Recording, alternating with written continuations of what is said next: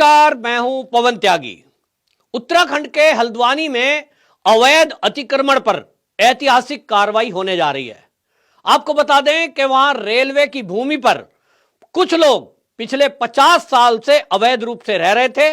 उन्होंने वहां पहले झुग्गी डाली, फिर झुग्गियों के बाद में धीरे धीरे पक्के मकान बनाने शुरू कर दिए और अब आलम यह है कि वहां कुछ लोगों ने छोटी मोटी फैक्ट्रियां, दुकान, यहां तक कि अस्पताल, मस्जिद तक बना डाली।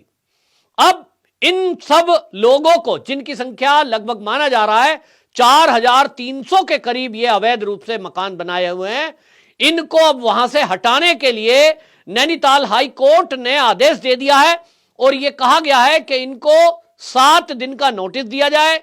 7 दिन के बाद इनका मकान खाली करके इस पे बुलडोजर चला दिया जाए। एक तरफ यह न्यायालय का आदेश, उसको पूरा करने का प्रतिबद्धता धामी सरकार ने दिखाई है और उन्होंने इसके लिए तैयारियां शुरू कर दी हैं। उत्तराखंड के अलग अलग स्थानों से पुलिस को हल्द्वानी में भेजा गया है और इसके अलावा आरएएफ की कई टुकड़ियां वहां मंगाई गई हैं। लगभग 9 कंपनियां वहां आरएएफ की तैनात की गई हैं, क्योंकि ये जो लगभग 4000 मकान हैं, इनमें रहने वाले लोग पिछले काफी दिनों से आंदोलन कर रहे हैं और यह आंदोलन बिल्कुल उसी तर्ज पर हो रहा है जैसा दिल्ली में शाहीन बाग हुआ था। इसमें हमने देखा है कि उसी पैटर्न पर बच्चों को और महिलाओं को आगे करके इस आंदोलन को चलाया जाए। शाहीन बाग की तरह इस आंदोलन में एक और समानता है कि जो शाहीन बाग में लोग एक्टिव थे, वो सब के सब यहां अवैध भूमि पर कब्जा जमाए हुए लोगों के साथ खड़े हुए दिखाई दे रहे हैं, जिसमें कांग्रेस के नेता भी हैं। कांग्रेस के नेता लगातार यहां आकर के इन लोगों को उकसाने का काम कर रहे हैं और यह आश्वासन देते हैं कि चिंता ना करिए, हम हैं, यह भूमि आपसे कोई खाली नहीं कराएगा। इसको लेकर के राजनीति इस कदर है कि ये तक आश्वासन देकर इनकी झुग्गियां जब थी आज से 50 साल पहले, आपको बता दूं, तब से लेकर आज तक, ये 1975 में बनी हुई है। 75 में झुग्गियां थी, वोट लेने के कारण इनको पक्के मकान बनवाए गए, उसके बाद पक्के मकान हो गए। तो जब जब रेलवे ने नोटिस दिया, इन्होंने कहा चिंता ना करिए, हम हैं। तो केंद्र में भी कांग्रेस, राज्य में भी कांग्रेस, वे जो मिनिस्ट्री है कांग्रेसी मंत्री, लेकिन वोट लेने के चक्कर में ना तो रेलवे का विस्तार हुआ, वो रेलवे स्टेशन का सौंदर्यीकरण नहीं हुआ और भूमि पर अवैध कब्जा। लेकिन 2016 में माहौल बदला, समय बदला।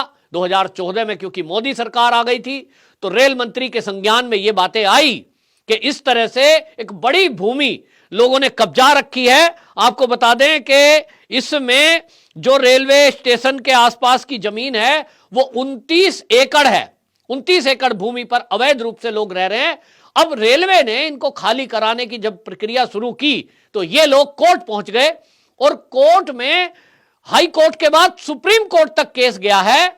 लेकिन सुप्रीम कोर्ट ने, आपको बता दूं, 2021 में पहले ही इसको, सरकार को यह कहते हुए कि भाई रेलवे की भूमि है, सरकार इसको खाली कराने की व्यवस्था करे, तो सुप्रीम कोर्ट पहले ही इसको आदेश दे चुकी है और याचिकाकर्ताओं को सुप्रीम कोर्ट ने यह कहकर कह दिया कि भाई आपको जो भी सुनवाई करनी है वो हाई कोर्ट करेगा इस मामले में। और हाई कोर्ट ने अब यह स्पष्ट कर दिया कि सरकारी जमीन, रेलवे की जमीन पर कोई भी कब्जा कितने भी दिन से क्यों ना किए हुए हो, उनको खाली करनी पड़ेगी, क्योंकि यह देश के विकास का मुद्दा है।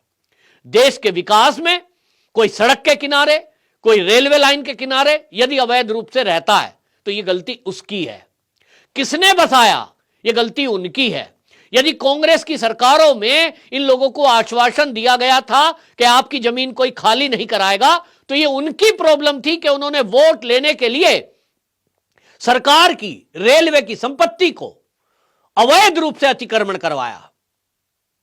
ये कांग्रेस के लोग इसी तरह अगर इनकी चलती रहती, सोचिए, जिन्होंने वक्फ बोर्ड बना करके अरबों करोड़ों रुपए की संपत्तियां इसी तरह सरकार की भूमि पर कब्जे करवा दिए, आज पता लग रहा है। इन्हीं की मंशा थी। इसी तरह रेलवे लाइन के किनारे आप देखते हैं, अभी रेलवे की एक घटना, वंदे भारत एक्सप्रेस जो ट्रेन उद्घाटन मोदी जी करते हैं जिसका, वो हमारे देश का एक शान है। लेकिन उस ट्रेन पर पथराव किया जाता है।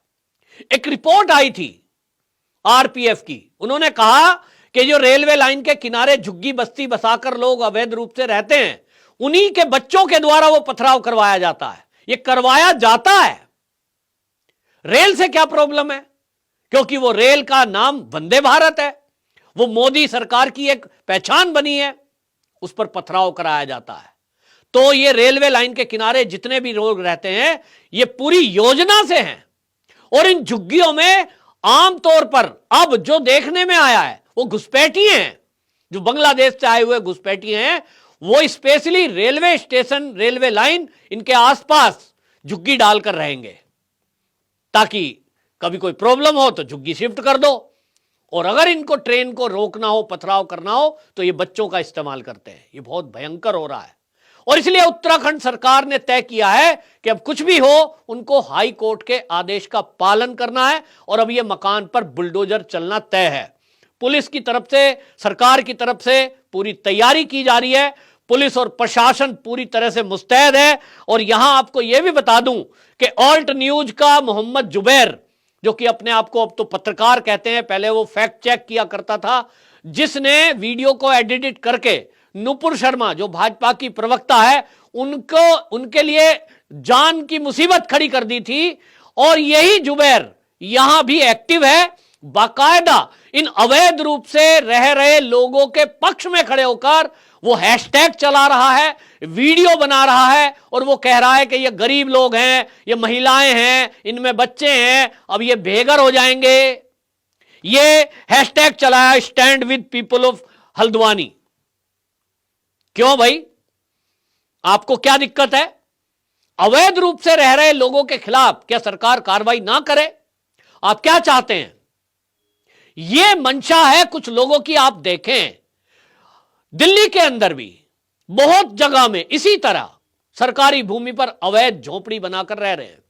आज झुग्गी है, कल को पक्के मकान होंगे। दिल्ली के अंदर ऐसी कई बस्तियां हैं जो यूपी बॉर्डर के पास हैं, बिल्कुल। वहां पहले, आज के 20-30 साल पहले कच्ची झुग्गी डली, और आज पक्के मकान हो गए, 2-2, 3-3 मंजिल हो गए। सड़क के किनारे फ्रंट में उन लोगों ने दुकान खोल रखी है, 1 रुपया किसी ने नहीं दिया है। बिजली और पानी का उनके पास कनेक्शन है, जो कांग्रेस की सरकारों में उनको मिला है। तो क्या कांग्रेस का यह अभियान है कि वो इस देश में घुसपैठियों को बसाएगा और सरकारी भूमि इसी तरह कब्जे करवाएगा? यह राजनीति के लिए इस तरह से देश का नुकसान करना, यह क्या कांग्रेस के चरित्र में है? जी हां, कांग्रेस के चरित्र में आप देखेंगे इस तरह की बात कि जब जब हम कहीं इस तरह की चीजें देखते हैं, भाई आपको कहना चाहिए कि आपने गलत कब्जे किए हैं, रेलवे का दोहरीकरण होना है, स्टेशन का विस्तार होना है, तो आप लोग अवैध रूप से रह रहे थे। अब आपको जिसने यहां रहने की अनुमति दी उससे पूछिए। लेकिन लोगों को भड़काया जा रहा है, भाई हमारी मस्जिद पे बुलडोजर कैसे चलेगा? तो इस तरह तो कल को कहीं भी कोई हाईवे निकलना होगा, कोई एयरपोर्ट बनना होगा। दुनिया के जितने देश हैं, क्या वहां धार्मिक स्थलों को इस तरह से शिफ्ट नहीं किया जाता? यहां आपको यह भी बता दूं, जो लोग यहां मस्जिद की बात कर रहे हैं, अगर 20 मस्जिद इस क्षेत्र में हैं तो 9 मंदिर भी वहां पे हैं।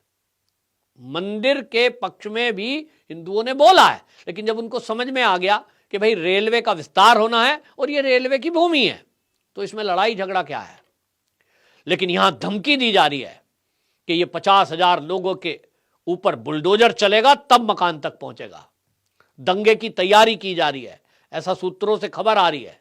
और इसीलिए वहां धामी सरकार ने, जिनके पास इस क्षेत्र में जो लोग रह रहे थे, लाइसेंस थे बंदूक और रिवॉल्वर के, उनसे वो अस्त्र जमा कराएं, क्योंकि सरकार ये समझती है कि वहां अवैध असले भी हो सकते हैं। तो अतिरिक्त सतर्कता बरती जा रही है। लेकिन कांग्रेस का वो दोहरा चरित्र अब सामने आ रहा है, और वो साजिशें खुलकर सामने आ रही है कि किस तरह से कांग्रेस की सरकारों में सरकारी संपत्तियों पर अवैध कब्जे कराए गए और वहां अवैध घुसपैठ करके इस भारत में आए हुए लोगों को बसाया गया।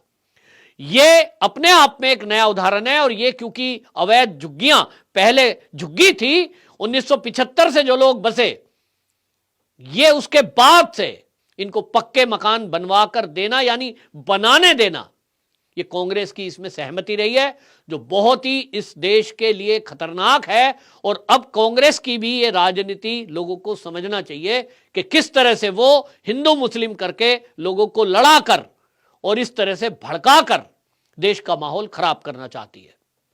वंदे मातरम।